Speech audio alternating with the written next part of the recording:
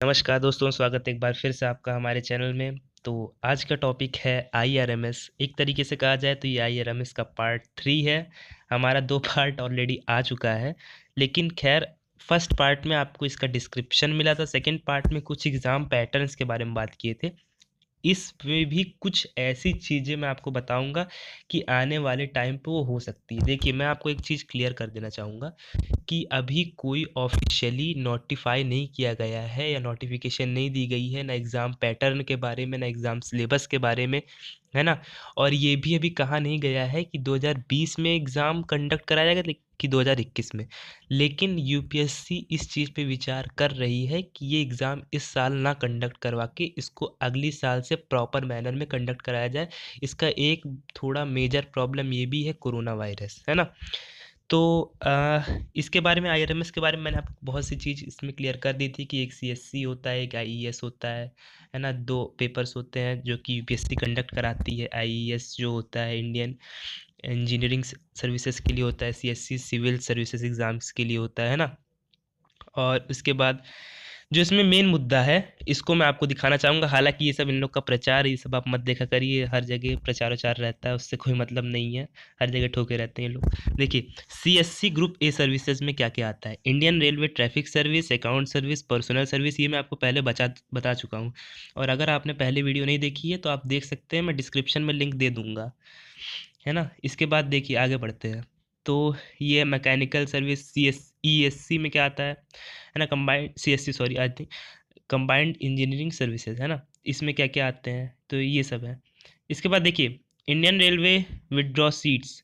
देखिए, मैं आपको बता दूँ कि अभी इस सारी वेबसाइट पे पर्टिकुलर भरोसा करने लायक नहीं, ये सब अपना बताते हैं। हालाँकि जो यूपीएससी विचार कर रही है वही बताते हैं, ऐसी बात नहीं है। लेकिन हो सकता है कुछ हद तक वो सही भी हो सकता है, कुछ हद तक वो गलत भी हो सकता है। जो स्टूडेंट्स प्रिपेयर कर रहे हैं उनके लिए क्या हो सकता है, ये इसी वजह से मैं बना रहा हूँ। मेन मुद्दा इसका ये है, एक्सपेक्टेड आईआरएमएस एग्ज़ाम पैटर्न, जो कि हो सकता है ना? बहुत से लोगों को कन्फ्यूज़न बहुत सी रहती है कि क्या हो सकता है एग्ज़ाम पैटर्न, और कौन-कौन इसमें भर सकता है, कौन-कौन नहीं भर सकता है, इन सब में भी कन्फ्यूज़न रहती है। तो देख लीजिए, it may follow the Indian forest service IFS exam pattern. ये आईएफएस जो एग्ज़ाम होता है, कंडक्ट करवाता है, ये ये उसका एग्ज़ाम पैटर्न फॉलो कर सकती है।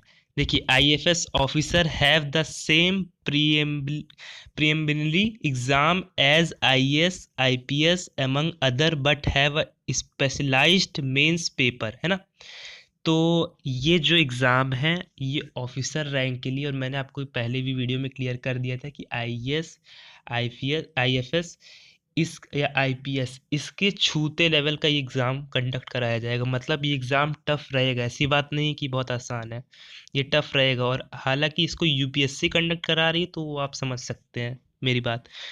तो इसके बाद देख लीजिए, aspirant who are aiming for Indian Railway Management Service IRMS have to appear the pre preliminary examination just like other competitive exam conducted by UPSC. They can specify their preferences in the second stage of the selection process.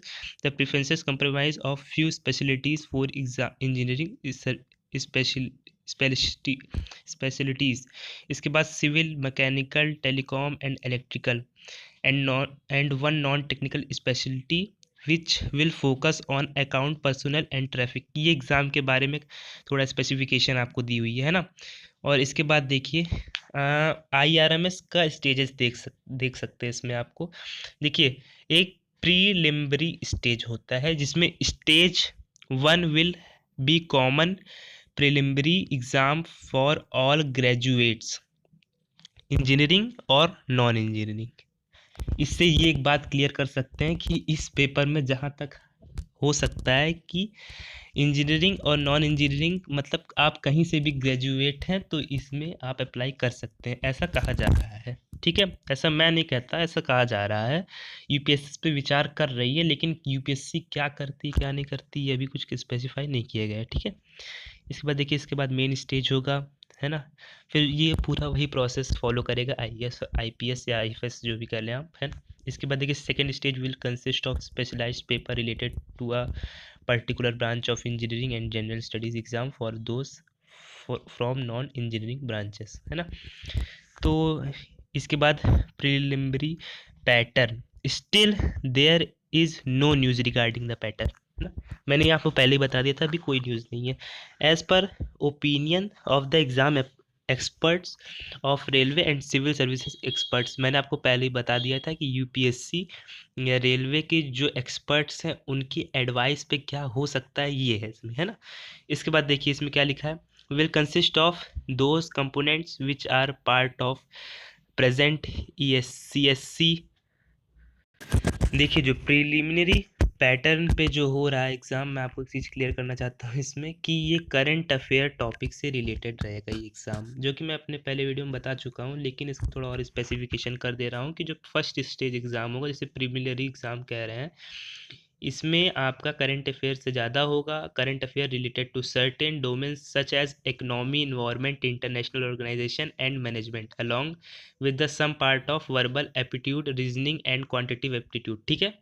तो इसमें ये test होगा preliminary stage में, first जो paper होता है। इसके बाद followed can be the components of common preliminary exam IRMS, current affair related to Indian economy, ये भी ये हो सकता है, हो सकता है, मैं हो सकता है की बात कर रहा हूँ, मैंने कंफर्म नहीं कहा है क्योंकि ये एक्सपर्ट सा कहना है।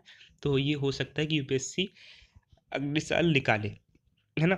देखिए current affair related to environment, है ना, science technology, international bodies and organisation, policies, value and ethics of professionals, है ना, रीजनिंग पार्ट, जनरल अवेयरनेस, ये सब हो सकता है इसमें, ठीक है। इसके बाद there these are the component which are may appear in the common preliminary exam of IRMS. It can be take certain domains from present preliminary exam of CSC and also preliminary exam of ESC। ESC और CSC के लिए दोनों है, ठीक है। इसके बाद ये तो दूसरी चीज़ है, तो यही इसका मेन मुद्दा था, है ना। How students aspiring for IRMS can prepare them, तो ये सब तो इनका प्रचार, इससे नहीं मतलब है आपको। तो जो इसमें एक्सपर्ट फैसिलिटीज़ थी इसमें कुछ दी हुई थी, तो मैंने कहा इसको आपको बता दूं कि ये हो सकता है ना। और मैं कोशिश कर रहा हूँ, मैं इसको देखता भी बल्कि रहता हूँ IRMS की, जैसे कोई नोटिफिकेशन आती है मैं वीडियो बना दूंगा, उसमें कोई दिक्कत नहीं है। तो आगे फिर देखते हैं फिर क्या हो सकता है, और आगे मैं और भी अगर कोई कंटेंट देखूंगा अदर वेबसाइट से तो मैं आपको उसके लिए लाऊंगा ज़रूर, है ना। तो फिर मिलते हैं दोस्तों नेक्स्ट वीडियो में, तब तक के लिए जय हिंद।